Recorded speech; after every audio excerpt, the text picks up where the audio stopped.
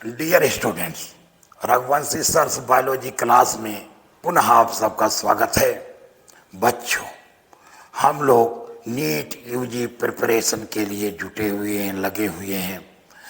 मतलब हम लोगों का लक्ष्य है नीट यूजी एग्जाम को क्रैक करना, उसमें सफल होना।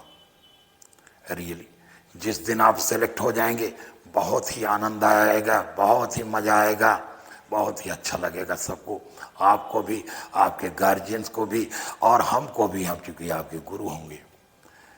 और किसी बच्चे के सिलेक्शन से 3 ही लोगों को आनंद मिलता है। एक बच्चों मिलता है स्टूडेंट जिसका सिलेक्शन हुआ है, दूसरा उनके माता पिता को, तीसरे उनके गुरुजनों को। लेकिन बच्चों, लक्ष्य को प्राप्त करने में आनंद नहीं है, ये जान लो। आनंद तो लक्ष्य को प्राप्त करने के लिए जो प्रयास करना है उसमें है। इसलिए बच्चों, लक्ष्य को प्राप्त करने के लिए प्रयास करो। प्रयास करने का मतलब पढ़ो, प्रैक्टिस करो, ज्यादा प्रैक्टिस करो। And practice makes a man perfect. जितना ज्यादा प्रैक्टिस करोगे उतना ही लक्ष्य के नजदीक पहुंचोगे, और जब लक्ष्य मिल जाएगा तो निश्चित आप आनंदित होंगे। आइए उस आनंद की अनुभूति के लिए पढ़ना शुरू करते हैं।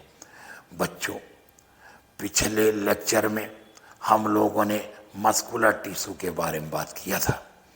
आज स्ट्रक्चरल ऑर्गेनाइजेशन में अगला टिश्यू, आखिरी टिश्यू, न्यूरल टिश्यू की बात करेंगे, जिसको हम लोग नर्वस टिश्यू भी कहते हैं।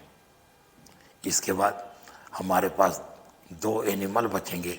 एक बचेगा इंसेक्ट, दैट इज कॉकरोच, जिसको पढ़ना है, और दूसरा हमको पढ़ना है ब्रीफ अकाउंट में फ्रॉग के बारे में। तो न्यूरल टिश्यू के बाद हम लोग उसकी बात करेंगे। आइए देखते हैं neural tissue. Neural tissue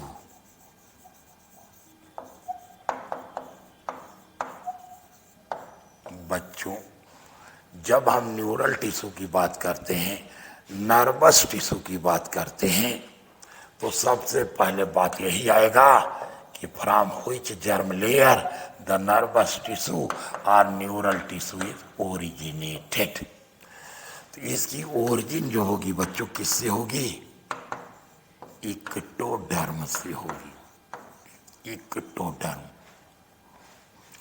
I mean whole neural system या whole nervous system is originated from ectoderm। अब हमारे में से कुछ बच्चे ऐसा पूछ सकते हैं, sir what is nervous system, what is neural system? Nervous system क्या होता है, न्यूरल सिस्टम क्या होता है? हम कहेंगे बच्चों, the system which helps in coordination and integration. I mean, the system which establishes coordination and integration among various body parts is called as nervous system. आप कहोगे नहीं समझ में आया। ऐसे समझो बच्चों, जैसे मान लीजिए कोई रेड हॉट प्लेट है, खूब लाल गरम तवा है, तवा समझते हैं ना, रेड हॉट प्लेट, लाल गरम तवा है, एकदम दहकता हुआ आग नीचे जल रही, पूरा एकदम लाल हो गया तवा, रोटी बनाने वाला तवा ही मान लो। और ये कायक बिना देखे आपने उसको टच किया, जैसे टच किया हाथ हट गया। सोचने समझने का मौका नहीं मिला हाथ हटाएंगे ना हटाएं। भाई इतना गर्म तवा है कि अगर आप सोचते हाथ हटाएं या ना हटाएं तब तक तो हाथ का साथ छूट जाता। आपने हाथ तुरंत हटा लिया। ये क्या है? It is reflex action. It is the reflex action. ये भी एक कोऑर्डिनेशन है। मैं आपको ये बताना चाह रहा हूँ, ये जो कोऑर्डिनेशन होते हैं बच्चों, बॉडी में 2 प्रकार के होते हैं। एक होता है क्विक कोऑर्डिनेशन, और दूसरा होता है स्लो कोऑर्डिनेशन। क्विक कोऑर्डिनेशन जैसे अभी हमने कहा रिफ्लेक्स एक्शन, जैसे आपने गर्म प्लेट टच किया हाथ हट गया, ये क्या हुआ? Quick coordination. And quick coordination like reflex action, it is established in the body by means of neural system या nervous system. I mean nervous system establishes quick coordination in the body. अब दूसरा देखो बेटा, slow coordination like growth and development of body. Growth and development of body.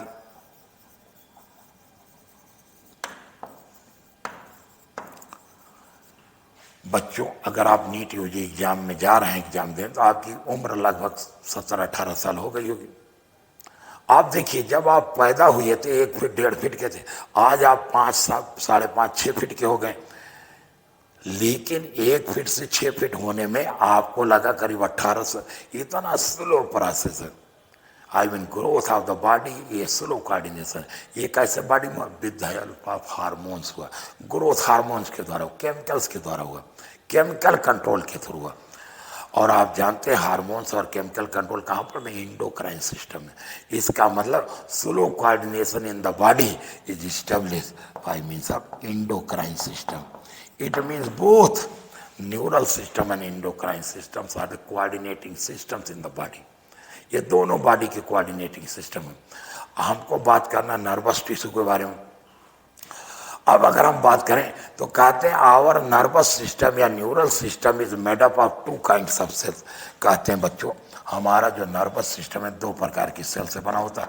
One is called a neuron, या neuron को हम लोग कहते हैं बच्चों nerve cell, and second is called a glia cell. Glia cells को हम लोग न्यूरोगिलिया भी कहते हैं। अब मैं ये बताना चाह रहा हूं, न्यूरॉन या nerve cell it is considered as longest cell in kingdom Animalia. ये किंगडम एनिमैलिया की सबसे लंबी सेल मानी जाती है। And it is considered as the structural unit of neural system. और मैंने कहा नर्वस टिश्यू में 2 प्रकार की सेल है। One is called a nerve cell, second is glia cell. और गिलिया सेल नर्व सेल के अराउंड प्रेजेंट रहती हैं, और ये भी लगभग न्यूरल टिश्यू का 50% पार्ट बनाती हैं। ये न्यूट्रिशन भी प्रोवाइड करती हैं अदर सेल्स को। ये फैगोसिटिक सेल्स की तरीके से भी काम करती हैं। अगर कोई हार्मफुल चीज़ें आएंगी बैक्टीरिया तो उसको भी इनगल्फ कर जाती हैं। माने ये न्यूट्रिशन का काम करती हैं, प्रोटेक्शन का भी काम करती हैं, इवन छोटा मोटा अगर कहीं टूट फूट या रिजेनरेशन का भी काम कर देती हैं। ये है गिलिया सेल। लेकिन मेन सेल जो है बच्चों वो है न्यूरॉन या नर्व सेल। अगर हम न्यूरॉन या नर्व सेल की बात करें तो कहते हैं न्यूरॉन सोज 2 पार्ट्स। एक न्यूरॉन में 2 पार्ट होते हैं बच्चों। One is called as cyton and other is called as nerve fibres. थोड़ा सा आपको हम बुक्स से बात करनी है, इसके बाद हम आपको बोर्ड बताएं। जैसे अगर हम न्यूरल टिश्यू की बात करें, ये बेटा न्यूरल टिश्यू है, this is the cell body और द साइटन, और ये हैं इनके नर्व फाइबर्स। नर्व फाइबर्स 2 प्रकार के होते हैं बच्चों, जिनको हम लोग लॉन्गर वन को कहते हैं एक्सॉन, और स्मॉलर वन को डेंड्राइट कहते हैं, डेंड्राइट। इसके अलावा आसपास तमाम जो है जो अदर टिश्यूज हैं, सेल्स हैं, उनको कहते हैं न्यूरोगिलिया। तो मैंने एक न्यूरल टिश्यू क्या होता है, इसका ग्रेटेस्ट कंट्रोल होता है over the body's responsiveness to changing condition. हमारी जो कंडीशन चाहे एक्सटर्नल हो चाहे इंटरनल एनवायरनमेंट की जो भी कंडीशन चेंज हो रही उनके प्रति जो कंट्रोल होता है वो कंट्रोल न्यूरल सेल्स का होता है। न्यूरॉन को यूनिट ऑफ न्यूरल सिस्टम बोला जाता है and these are excitable cells. The neuroglial cells constitute the rest of the neural system. मतलब न्यूरॉन के अलावा जो न्यूरल सिस्टम का पार्ट बचा वो बनता है गिलिया सेल या न्यूरोगिलिया के द्वारा। कहते हैं neuroglia make up more than 1/2 of the volume of neural tissue in our body. कहते हैं when a neuron is suitably stimulated and electrical disturbance or electrical impulse is generated। अब हम बात करते हैं बच्चों, अब हम बात करते हैं इस न्यूरॉन की। जैसे देखो मान लीजिए कि ये न्यूरॉन है, तो मैंने कहा न्यूरॉन में एक साइटन होगा। साइटन का मतलब होता है बच्चों cell body. Main body of the nerve cell is called as cyton. तो बच्चों ये है, हमने कहा मान लो ये है साइटन, ये साइटन है cell body. And it has single nucleus, इसमें बच्चों केवल एक न्यूक्लियस होता है। और इस साइटान के अंदर पाया जाएगा टोटल प्रोटोप्लाज्म एक्सेट्रा। इनसे जो प्रोटोप्लाज्मिक एक्सटेंशंस निकल रहे हैं, the longer one is called as axon and smaller fibres are called as dendrites. इनको डेंड्राइट्स कहते हैं।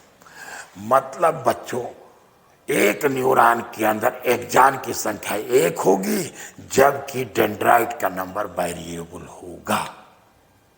अब देखिए, मैंने कहा ये साइटान के प्रोटोप्लाज्म में क्या होगा, all the cell organelles are present. भाई न्यूरॉन एक सेल है, तो all the cell organelles are present in the cytoplasm of the cyton except the centrosome. बच्चों, न्यूरॉन के अंदर ये सेंट्रोसोम नामक सेल ऑर्गेनेल नहीं पाया जाता है। आपने बच्चों पढ़ा होगा, presence of centrosome is the characteristic feature of animal cell. लेकिन एनिमल की लॉन्गेस्ट सेल न्यूरॉन में सेंट्रोसोम नहीं पाया जाता। बच्चों, सेंट्रोसोम का फंक्शन क्या होता है? During cell division spindle fibre का फॉर्मेशन करते हैं। इसका मतलब सेंट्रोसोम के ना पाए जाने के कारण नर्व सेल में माइटोसिस या सेल डिवीजन नहीं होगा। I mean nervous tissue, neural tissue never undergoes mitosis because of the absence of centrosome. भाई, रीजनरेशन के दौरान क्या होता है? माइटोसिस ही तो होता है ना। इसीलिए आप ये कह सकते हो, because of the absence of centrosome nerve cell never undergoes regeneration. Nerve cell में रीजनरेशन क्यों नहीं होता बच्चों? याद रखना, सेंट्रोसोम एब्सेंट होने के कारण। चलिए अब बात करते हैं बच्चों इन फाइबर्स का काम। अभी आपने कहा इनमें अगर सुटेबल स्टिमुलस दें तो नर्व इम्पल्स जनरेट होता है। और ये नर्व इम्पल्स बच्चों, ये जो डेंड्राइट्स होते हैं, ये जो डेंड्राइट्स होते हैं, they carry the nerve impulses towards the cyton. ये साइटान को लाते हैं इम्पल्स को, माने नर्व इम्पल्स को they carry towards the cyton. और एक्सॉन क्या करता है? It carry impulse away from the cyton. जो फाइबर इम्पल्स को टूवर्ड्स साइटान लाएंगे उनको बच्चों हम लोग क्या कहेंगे? Afferent fibre. Afferent fibre. और जो फाइबर इम्पल्स को अवे फ्रॉम द साइटान ले जाएंगे उनको बच्चों हम लोग कहेंगे इफरेंट फाइबर। ये भी एग्जाम में आपसे पूछा जाता है। एफरेंट फाइबर कौन? डेंड्राइट्स। इफरेंट फाइबर कौन? एक्सॉन। आपने देखा, एक न्यूरॉन के दो पार्ट हो गए, one is cyton, second is nerve fibres. Nerve fibre को भी हमने कहा दो प्रकार के होंगे बच्चों, one is dendrite another is axon. Axon के बारे में बताई थी, the longer fibre and its number is one. एक न्यूरॉन में केवल एक एक्सॉन होगा। जबकि डेंड्राइट्स क्या होते हैं? These are smaller fibres originating from the cyton and number of dendrite is variable.